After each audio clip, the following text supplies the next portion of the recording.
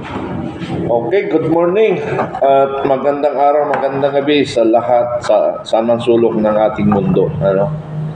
So, ang pupuntuhan ko ngayon ay patungkol sa interview kay Atty. Vic Rodriguez, ang dating Executive Secretary ng ating Pangulo. Interview by Maharlika. Ano? So doon sa interview na napakinggan ko, mayroon silang in-appoint na according to Attorney Rodriguez, itong si Mel Robles tsaka si Michael Ma ay sa pilitan lang itong na-appoint. So meaning lahat kasi ng na-appoint natin ngayon ay may mga background na hindi maganda. So isa lang sa nababanggit ko na maganda ang background, ito hindi ko man lahat na research, itong si National Defense Secretary. Maganda ang background nito at saka top 1 sa bar ito. At hindi mo siya maringgan kung ano man ang hindi maganda sa administration. So, ang kabilin-bilinan ng ating dating executive secretary ay sa kanyang kaibigan na si Pangulong Marcos Jr. ay wag nating i-appoint ang mga corrupt person. So meaning, sa panahon ni Vic Rodriguez ay walang nangyaring anomalya. Kasi paglabas ni Attorney Rodriguez, ang issue sa kanya ay nanghihingi ng 100 million per position. Yun ang issue sa kanya. Kasama si Trixie, si Atty. Trixie, kasama daw niya siya. So, ang lumalabas na kwento, kung hindi ako nagkakamali, itong si Atty. Trixie at saka Vic Rodriguez ay nag-away patungkol sa mga positioning. Kasi si Atty. Trixie ay isa siyang press secretary. So, ngayon, wala na tayong press secretary. Ang press secretary natin ngayon, na wala naman sa designation na nilagay, pero siya ang nag-a-assume, yung ating first lady. So, yun ang masaklap sa ating gobyerno ngayon. Okay, mamaya natin pag-usapan ang ating gobyerno. Ang pag-usapan natin, yung interview ni Atty. Vic Rodriguez. So, ang issue nga sa kanya paglabas, dalawa sila ng Atty. Trixie, ay nanghingi sila ng per position. Yung isang napabalita, 100 million. Sabi ko, matindi pala ito si Vic Rodriguez. Nagsasamantala dahil kumo siya ay abogado ng mga Marcos. At according to him, ay libre ang pagka legal counsel sa mga Marcoses. Ito ang masaklap. Yung utang na loob, pero ang utang na loob is sa Marcoses, hindi lang kay Bongbong Marcos. Pero sila magbarkada Hindi ba nakita? O si Presidente Bongbong Marcos na lang tanungin natin, hindi niya man nakikita yung pagsasama nila at naghiwalay? Yun ang masaklap.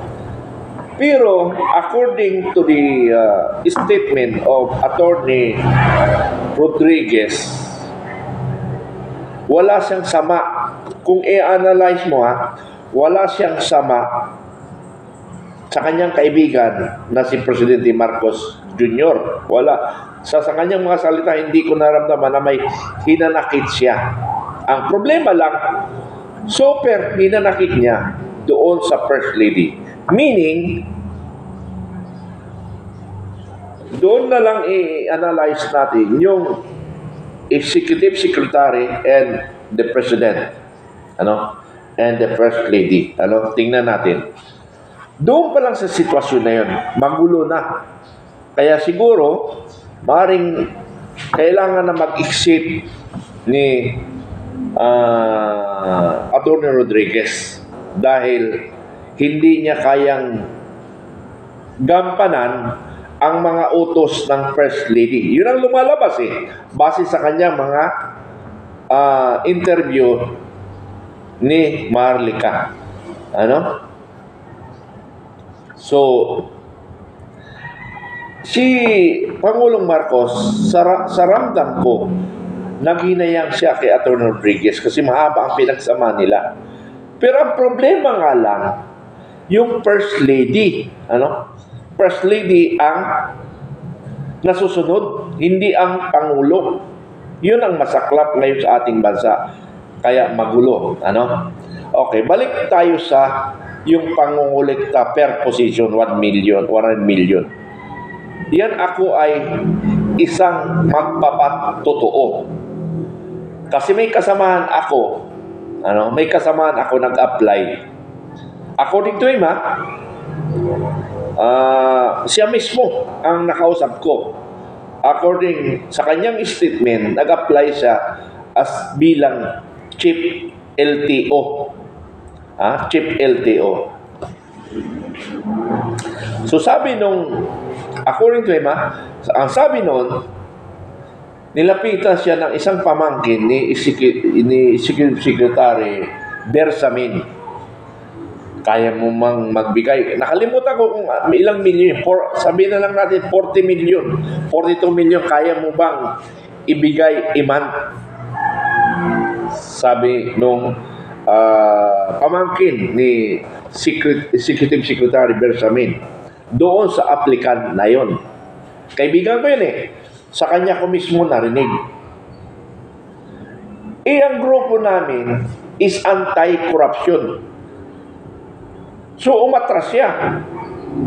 Sabi niya, hindi ko kaya ibigay yan. Bagkos, yun nga ang babangkain ko yung mga tiwali sa LTO. Tapos bibigyan niya ako ng task.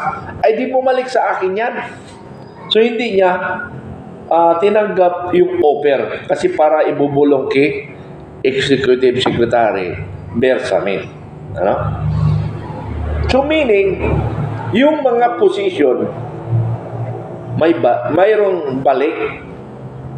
Bawat position, it's either balik or bunot kaagad sa position. Nagkakalap sila ng pera So yun ang problema natin. Okay, dagdag ko dyan. Sinabi mismo sa akin ng mga taga-custom, ilang beses kasi ako pabalik-balik sa custom kasi may mga kasamahan kami na gustong ipasok sa custom na anti-corruption. Gusto namin sanang banggain ang corruption sa custom. Pero pag once narinig ka na anti-corruption ka, hindi ka pa nagsasalita, disqualified ka na. So ganun yun. Ang sabi ng aking kaibigan sa custom na isang abogado, yan ang problema, nagiging normal na lang. Naging normal na lang kasi. Gusto nating isawata ang corruption, pero ang problema galing naman sa taas ang order. So, hindi talaga magbabago.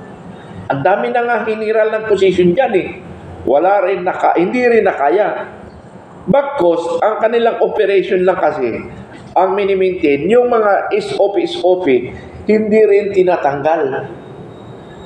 Kaya ang problema talaga sa ating bansa, corruption. Corruption talaga ang problema. Kaya nga dapat, panahon na ito, mga kababayan ko, nananawagan ako, baka inciting sedition na naman, sabihin naman ni Mintong, si Mintong, kilala ba yung Mintong? Kilala ng mga classmate ko, si Mintong, o sino yung Mintong na yun. Baka daw inciting sedition ako. Sabi ko nga sa inyo, handa akong makulong, handa akong mamatay, masabi ko lang ang katotohanan. Saan ba tayo papunta? Kamatayan na tayo Senior citizen na tayo. Nagbibilang na lang tayo ng taon eh. Di gumawa tayo na maganda. Kaysa naman mamatay ka na may iniwang kang kasamaan. O ang iba, ang ibang kababayan natin, hindi nila naisip yun. Ang naisip nila, paano magkalap ng pera? Saan nyo magagamitin yung pera? Sobra-sobra ng pera. Unless magpolitisyan ka, talagang kailangan mo magkalap ng maraming pera. Pambayan mo rin sa mga inuuto mo. Di ba? So, balik tayo sa custom. Mayroon pa ako, narinig ko mismo ng dalawang tainga ko. Yung inutusan ng ating Pangulo. Ng ating Pangulo, Bongbong Marcos Jr., Sir, every week, required ako mag-report sa Malacanang. Yung inutusan mismo ng Pangulo. So meaning, ano ba yung required? Ano ba yung required? Mag-report. It's either to update the situation or may dala kang portfolio. Sa palagay ko lang yun Opinion ko yun. Yun ang analysis ko. Every week nagre-report siya sa Malacanang. So sino ba ang gaman sa pera? Alam niyo naman. At nasabi niya pa na kailangan namin ng pera kasi magpapatayo kami ng maraming housing.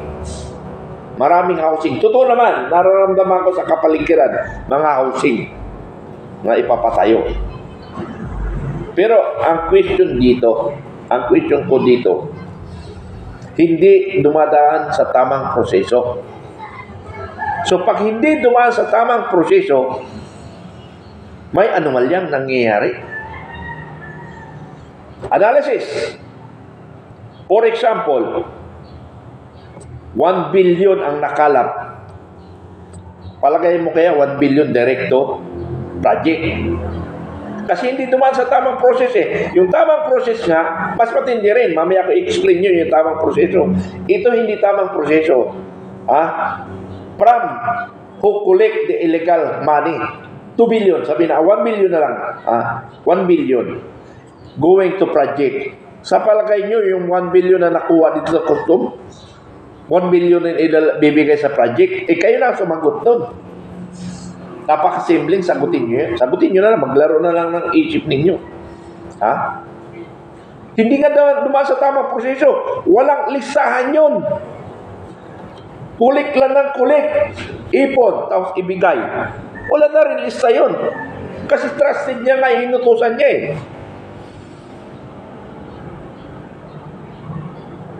Di ba? Parang ano nga panahon yun? Yung kaon-kaon na pera dinadala sa panahon yata ni Erap sa investigation ng impeachment yata yun. Na matindi kung dami kasi hindi na binibilang gaano ba kalaki ang 1 million ang 1 billion gaano kataas pa na lang, sukatan na lang, hindi na bilangan eh. Para ma-analyze kung ilang billion talaga yun ang nakuha, ilang pera ba ang nakuha, na nakaw. Sukatan, hindi na bilangan. Estimated. So, balik tayo sa custom. Ang custom talaga walang pagbabago. Ang dami ng pinosisyon dyan. Walang pagbabago. Pero kung yung grupo namin nakaposisyon, kahit man lang sa intelligence, mayroong pagbabago. Kaso ayaw nila ng pagbabago. Ayaw nila ng anti-corruption.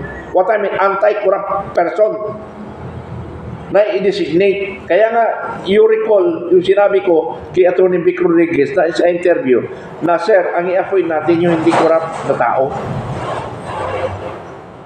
Pero nangyari. At sa ngayon, iilan lang yung nakikita mong matitino na in-appoint. Ang masaklap, may mga dati pa rin na wala naman ako nakikita pag-excel niya sa kanyang performance. Bumalik sa gobyerno. Wala ako nakita na nag-excel sa kanyang designation. Pag sinabi Excel, lagi kang napapansin na may nagagawa ka. Iba kasi yung routine yung routine job. Designate ka dyan, umupo ka dyan, in-out communication, in-out transaction. Yun lang yung ginagawa mo. Pero above to that, na wala doon sa program, wala silang ginagawa. Yun ang hinahanap ko laki sa gobyerno o sa lahat ng empleyado ng gobyerno. Kasama dito MUP.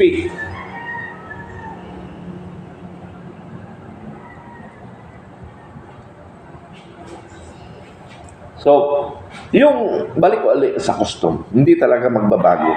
Kasi diyan sila kumukuha ng pera. Yung mga politician. Pero mabuting ngayon, kasi isa lang yung nagdidikta ng korupsyon. Unlike noon, mga ibang administration,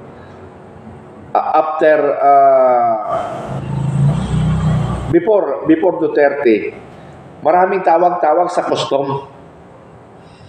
So maraming boss, kaya nalilito rin taga-custom.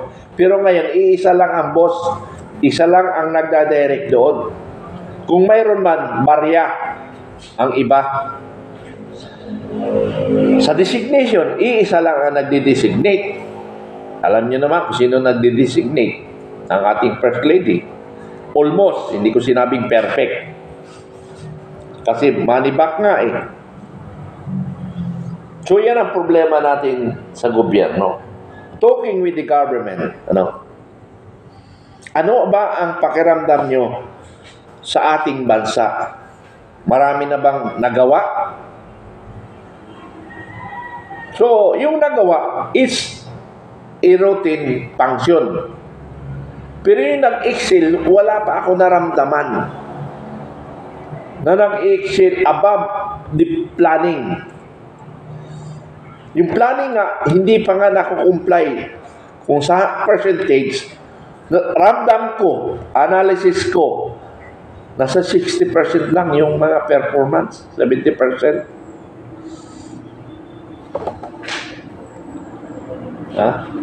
Hindi, unlike doon sa panahon ni Duterte, marami kang maramdaman kaagad.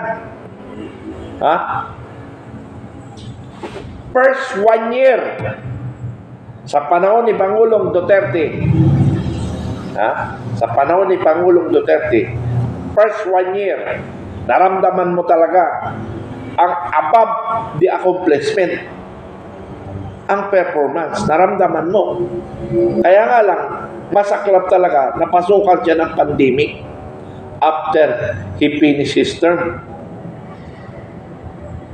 So, hindi tayo makapag-conclude kung si Pangulong Duterte nag-failure sa kanyang mandate o hindi because almost 2 years ang pandemic. Ang daming perang nailabas, walang pumapasok. Pati negosyante bumagsak. So ibig sabihin, walang bumabayad ng tax kasi maraming bumagsak na negosyante. So, hindi natin makonclude na nag-failure ang ating Pangulong Duterte. Pero tingnan mo na lang yung first 1 year to 2 years, naramdaman natin ang pagbabago ng Pilipinas. Ngayong administration, ang naramdaman ng taong bayan, galit, budol. Kasi ganito tingnan natin, ganito ang analysis natin. Sa panahon ni Pangulong Duterte, ang galit lang sa kanya, opposition. Ang galit sa kanya, opposition lang Normal, that is part of the democratic system. Opposition. Pero sa ngayon, sino ang opposition? Hindi pa nga natin na-identify ngayon opposition. Yung opposition na nahimik na nga The real opposition. Si Leni Robredo. Siya yung recognized na opposition ng ng gobyerno. Ngayon, may pabalita na siya magdi-DepEd secretary to counter Anday Sara. Saka natin pag-usapan yung drama na yan. Ano? Balik tayo sa opposition. Ang naging opposition ngayon, Duterte na magkasangga. Magkasanggan dalawa na nagiging nagkontrapartido na. Bakit? Bakit nagkontrapartido? It because there is no a good leadership. Yun ang dahilan. Walang magandang leader. What I mean? Yung leader natin ngayon, walang control. Walang boses. Yun ang problema natin. If you a good, effective leader, hindi magkaganito. Sa panahon ni Duterte, siya lang ang nagsasalita, siya lang ang kinakatakutan. Walang kumukontra. Pero ngayon, sino ba ang sundin natin? The First Lady o voted by the Filipino people, President Bongbong Marcos, o yung hindi hinalal ng taong bayan? Sino susundin natin? So, tayo nasa baba, normally, ang susundin natin ating Pangulo, walang pakialam First Lady. But the problem is on the cabinet, in the same circle of cabinet, sino ang susundin nila? Yung presidente o yung first lady? Sagutin niyo yan. Kayo ang sasagot dyan. Please give comment. Sino ang magdi-decide dyan? Within the family circle or within Malacanang? Sa palagay nyo, real talk, sino ang susundin ng mga nasa Malacanang at mga kabinete? The President or the First Lady? Kayo na ang sumagot yan, hindi na ako sasagot. Dahil alam ko, mas magaling kayo. Kung sino ang dapat sundin nila. Question mark ko lang yan. Kayo na ang sumagot niyan. Yan ang problema sa ating bansa ngayon. Kung saan magpapalakas. Sa lahat ng organisasyon, pag nakailam ang babae, magkakaproblema. Bakit? Ito ang leader, lalaki. Nakailam ang babae. Lagi naman nakikilang doon sa pamuluhan. So, yung ibang mga sip-sip, sabi niya, dito na lang sa babae. Kasi yung babae, pag sinabi, magyayari. Ang lalaki, pag sinabihan, mag-aalangan pa sa decision. So, yan ang situation ng ating bansa ngayon. And that is my analysis. Pero tingnan ko lang sa sagot ninyo kung tama yung sinasabi ko. Salamat sa lahat ng aking mga followers na naniniwala sa mga opinion ko. Na minsan nasasabi, kayo lang sir, may lakas loob, kayong tatlo na the Cool Captain, the Trip, MUP Vloggers, the Baron 83, PMA Baron 83, and General Macanas. Kayo lang ang nagsasalita ng katotohanan sa mga nangyayari sa ating bansa. Tapos sasabihin ng mga baser, nahihibang ka na. Minsan Mitran, minsan Colonel Mitran. Nahihibang ako o nagsasabi lang ako ng katotohanan?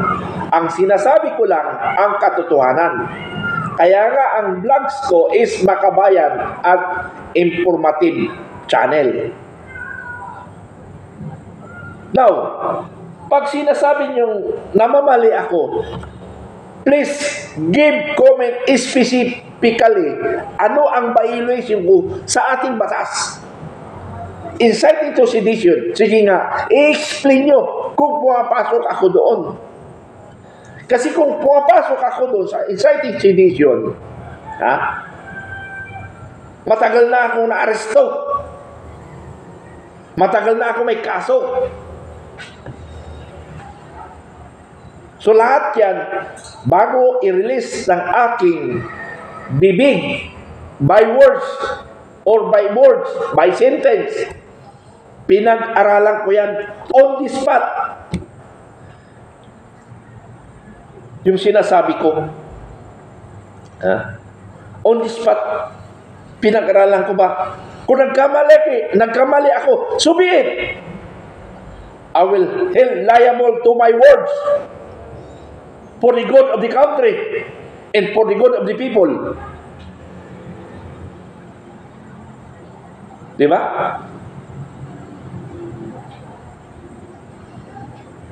We are democratic country. We are not communist country. E di maghunta na lang tayo o revolusyon para manahimik tayong lahat at sumunod tayo sa namumuno. Pero yun ang gusto ko mangyari. Kasi from Marcos to another Duterte, pero yung sistema, yan pa rin yan. Hindi magbabago. Kaya dapat ang transition period dito sa revolusyon o dito sa junta, baguhin lang ang sistema. Ang request namin ng mga Pilipino, kami ni Cool Captain Vloggers, kailangan baguhin lang muna ang istruktura ng gobyerno. Yung mga korap na yan, sabi ko, ako na ang bahala magbabaston dyan. Once nagkaroon ng revolusyon, alisin yung mga korap na ilagay natin sa islak. Di ba?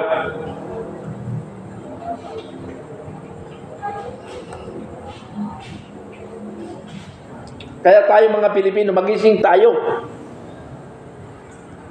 From Marcos to another Duterte, yung sistema, iyan pa rin yan. Unless talagang i-full support niya to change the government o yung change, pagbabago ng gobyerno. Ano baguhin dapat yan? Corruption, number one. And for the positioning. Kailangan maingat tayo sa mga position, i-designate sa position. Ito ba'y corrupt? Ito ba'y magtatrabaho ng lampas pa sa kanyang mandate? Yun ang hanapin natin.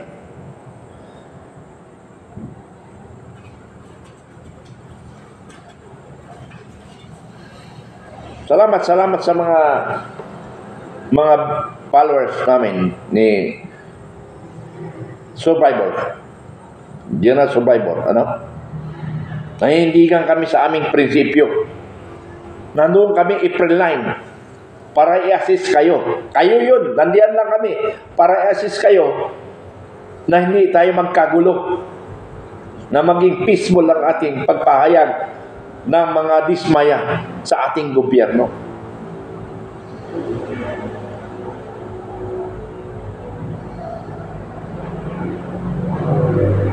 So, ganoon tayo.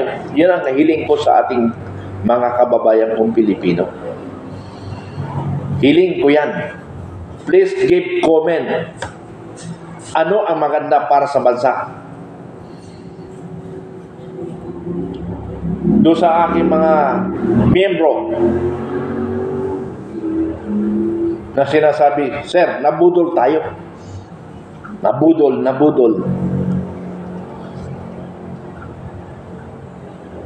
Wala na. Pero umaasa pa ako. Pero after 30 na lang o before 30 na lang ako umaasa sa ating gobyerno. Kung wala tayong magandang marinig, yun yung problema.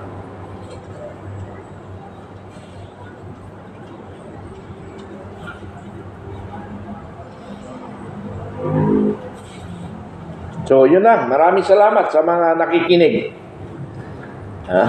Number one problem in our country is, number one is corruption. Second, yung mga nasa designated position, tama lang na nakaupo sila. Tama lang magsweldo, tama lang yung tinatrabaho nila, in out work, without any exerting effort to their mandate duty. Okay. Salamat. Good morning. Para sa lahat. So salamat sa mga viewers ko na sumusubaybay at naniniwala sa aming mga opinion. Kinakailangan maglabas tayo ng opinion. Kung kayo ay naniniwala kayo sa Administrasyon Marcos, so be it. Gumawa rin kayo ng inyong propaganda pro-Marcos. Sana kung maging baser tayo, walang personalan, walang personalan attack. Kasi yung personal attack, parang lumalabas ka lang, nainggit lang yung ginagawa mo. Wala ka na itutulong sa ating bayan. Tandaan mo yan. Kung personal attack, wala ka na itutulong sa ating bayan. Mas maganda siguro, gumawa tayo ng isang pahayag na ito ang nagawa ng ating Pangulo. Mali yung mga vloggers na mga anti-Marcos. Ganon, sana ang gagawin nyo. Hindi yung personal vloggers ang titirahin nyo. Ang titirahin. In general tayo. In general nga yung ating mga banat. Kaya nga mayroong tinatawag na social media. Ito na nga kami ngayon lumalabas para sa ating bayan. Magsalita kayo pro Marcos. Kaya kung anong nagawa ng ating Marcos, yun ang ipagkukuhan nyo, kalandakan sa social media. Hindi magpe-personal attack tayo. Pag personal attack, kasi inggit lang yan. Mga baser na inggitiro, walang magawa sa mundo. Hindi nakakatulong sa ating bayan, sa ating kapwa Pilipino. Maraming salamat at muli, magandang umaga sa lahat at magandang araw at magandang gabi sa saan man sulok ng ating mundo. Salamat.